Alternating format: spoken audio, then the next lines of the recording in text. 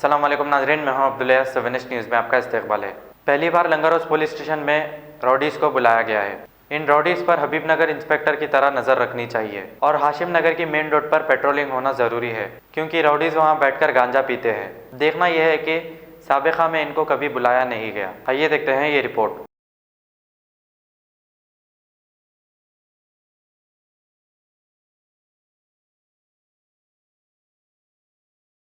Germanton hospital orthopaedic से मुताल्लिक हर मरीज यहाँ शिफायाब।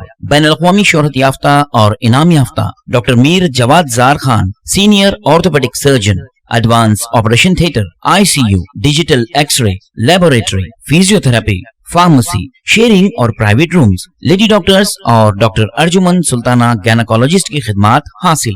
वाजिबी फीस और मुकम्मल सहूलियात से हजारों मुतमईन। एम्बुलेंस से आरास्ता जर्मनटन orthopaedic hospital, pillar number 150, Attapur, Hyderabad. सच्ची खबरें आप तक पहुंचाता है 7H न्यूज।